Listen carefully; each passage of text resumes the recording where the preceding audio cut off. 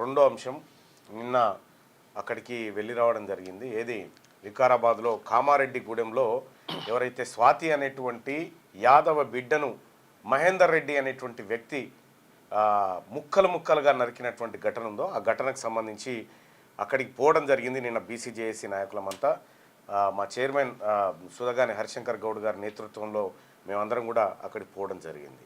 వాళ్ళ కన్నీటి బాధ మామూలు బాధ కాదు.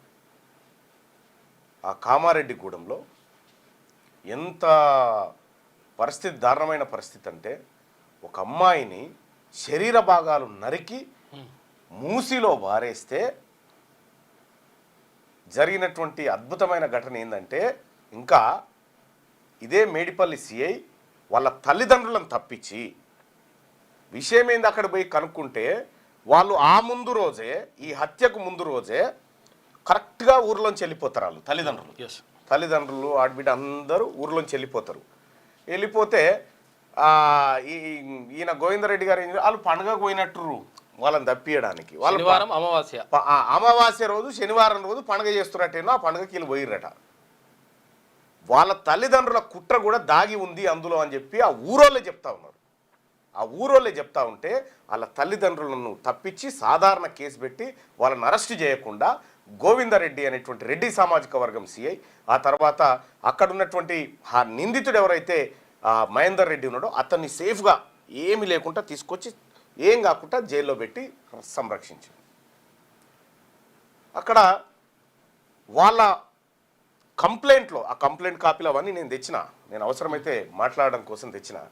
అయితే అందులో క్లియర్గా తల్లిదండ్రులు చేసినటువంటి కుట్ర, వాళ్ళు గతంలో చేసినటువంటి కాన్స్పిరసీ ఏదైతే ఉందో ఆ అంశాలన్నీ దాంట్లో మెన్షన్ చేసిన తర్వాత గోవిందరెడ్డి అనేటువంటి సిఐ, ఈ లంచావతారుడు, ఈ కరప్షన్ అధికారి వాళ్ళని తప్పించి వాళ్ళ దగ్గర మరి ఎంత ముట్టిందో ఏం కథనో కానీ మొత్తానికి రెడ్డి ఒకటైపోయి అక్కడ ఒక బీసీ బిడ్డను ముక్కలుగా నరికినటువంటి ఘటనలో దిగ్విజయంగా వాళ్ళ పవర్ను వాడి ఇవాళ ఆ కుటుంబాన్ని అసలు దోషులను వదిలిపెట్టి వాళ్ళు మంచిగా పెళ్లిళ్ళకు పేరంటాలకు తిరుగుతూ ఉన్నారు.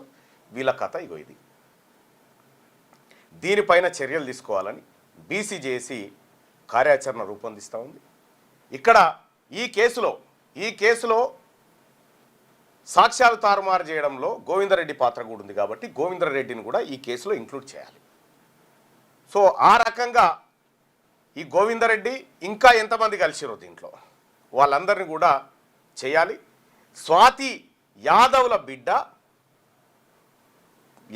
బిడ్డను ప్రేమిస్తున్నా అని చెప్పి పెళ్లి చేసుకుంటా అని తీసుకుపోయి పెళ్లి చేసుకొని 18 నెలల పాటు ఉండి కాపురం చేసి ఆమెకు ప్రెగ్నెన్సీ వస్తే వాళ్ళ పిల్లగాని తల్లిదండ్రులు తీపిచ్చే కార్యక్రమం చేసి మొత్తానికి ఆ బిడ్డను ఖతం చేసిరు.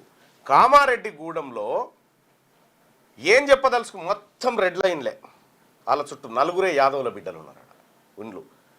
ఆ నలుగురు వాళ్ళు కూడా చాలామంది రెడ్లు వచ్చి వాళ్ళ దగ్గరికి సానుభూతి వ్యక్తం చేస్తూ ఉన్నారు. అంటే అరే మా మగపోరగాళ్ళ దిక్కు మీ ఆడపిల్లలు చూస్తే ఇట్లా ఉంటుందిరా, కాలు చేతులు నరికేస్తాం అనేటువంటి వాతావరణాన్ని అక్కడ తయారు చేసి, ఇదే దిశ ఎన్కౌంటర్లో దిశకు సంబంధించినటువంటి కేసులో 4 బీసీ బిడ్డలు వాళ్ళు మూర్ఖమే, తప్పు చేయొచ్చు కానీ వాళ్ళని ఇట్లా శిక్షించలే, ఇట్లా తీసుకుపోయి జైలేలే, ఎన్కౌంటర్ చేసిరు వాళ్ళని. అంటే ఒక రెడ్డి బిడ్డకు అన్యాయం జరిగితే బీసీలనేమో ఎన్కౌంటర్ చేస్తారు, బీసీ బిడ్డకు అన్యాయం జరిగితేనేమో ఈ దొంగను ఈ మహేందర్ రెడ్డి అంటోని తీసుకుపోయి జైల్లో పెట్టి మేపుతా ఉంటారు. వరంగల్లో జరిగిన యాసిడ్ ఘటనలో వాళ్ళని ఎన్కౌంటర్ చేసినారు. ఇగో ఇట్లా ఉంది ఈ భూమి మీద నీతి. ఇదే మేడిపల్లి సిఐతో నేను మాట్లాడినా. నేను బాధితులు ఇంటి దగ్గర పోతే బాధితులు నాకు ఆవేదన వ్యక్తం చేసి, సార్ అసలైన వాళ్ళని వదిలిపెట్టి వాళ్ళని ఒక్కరిని తీసుకొని పోయి మమ్మల్ని బెదిరిస్తూ ఉన్నాడు ఈ సిఐ అని చెప్పి వాళ్ళ ఆన్ రికార్డ్ నాకు ఫిర్యాదు చేస్తే నేను మేడిపల్లి సిఐకి ఫోన్ చేసి వాళ్ళని ఎందుకు మీరు రిమాండ్ చేయలేదనంటే వాళ్ళ మీద ఈ కేసు వర్తించదని చెప్తా ఉన్నాడు. ఇదే గోవిందరెడ్డి 2-3 కేసులలో, ఇదే మర్డర్ కేసులలో మొత్తం కుటుంబాన్ని అరెస్ట్ చేసి జైలుకు తోలిన గోవిందరెడ్డిన. అంటే కంప్లీట్గా ఆయన ఏమంటారంటే నా పోలీస్ స్టేషన్ అంటారు. నీ పోలీస్ స్టేషన్ ఆడ అది, నీ తాత కట్టించిన ఆడ అది, ప్రజలది, నీది నాదేంది. కాబట్టి దీన్ని ఎట్టి పరిస్థితిలో ఊరుకునేది లేదు. దీని వెనకాల ఉన్నటువంటి వాళ్ళందరినీ కూడా శిక్షలు పడాల్సిందే. మా బీసీ బిడ్డకు న్యాయం జరగాల్సిందే. మా యాదవ బిడ్డకు జరిగినటువంటి అన్యాయం ఎవరికి కూడా జరగకూడదు. అప్పర్ క్యాస్ట్లో కూడా ఎవరికి కూడా జరగకూడదు. కానీ ఈ దుర్మార్గమైనటువంటి ఈ రాజనీతి ఏదైతే ఉందో, ఒకరికి ఒక న్యాయం, ఇంకొకరికి ఇంకో న్యాయం. మేము ఎన్కౌంటర్ చేయమని చెప్తలేము. వాళ్ళని ఎందుకు వాళ్ళ కుటుంబ సభ్యుల మీద క్లియర్గా వాళ్ళు ఆరోపణ చేసి అందులో పేరు మెన్షన్ చేసినప్పుడు నువ్వు ఎందుకు ఆ సెక్షన్లు వాళ్ళ మీద పెట్టకుండా సాధారణ సెక్షన్లు పెట్టి వాళ్ళని ఇబ్బంది పెట్టినావు? వాళ్ళని బాధితులను వాళ్ళు మేడిపల్లి సిఐని తలుచుకుంటే 20 సార్లు ఏడుస్తూ ఉన్నారు, 20 మంది ఏడుస్తూ ఉన్నారు.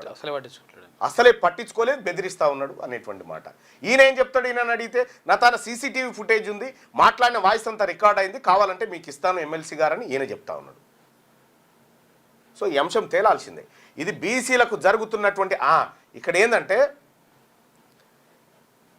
వాళ్ళు ప్రత్యక్షంగా పాల్గొనలేదు కాబట్టి వాళ్ళ మీద కేసు లేదు అంటాడు ఈయన. ఏదో మోతా సెక్షన్ లేదో పెట్టి తీన్మార్ మల్లన్న ప్రత్యక్షంగా పాల్గొన్నాడా ఏమన్నా దాడిలో? మరి నా మీద ఎట్లా పెట్టినావు 307? ఇంటికాడు ఉంటే ఇక్కడ అసలు యాక్చువల్గా ఘటన జరిగి మా పైన దాడి జరిగితే ఇంటికాడు ఉన్న తీన్మార్ మల్లన్న పైన కేసు ఉంటుంది.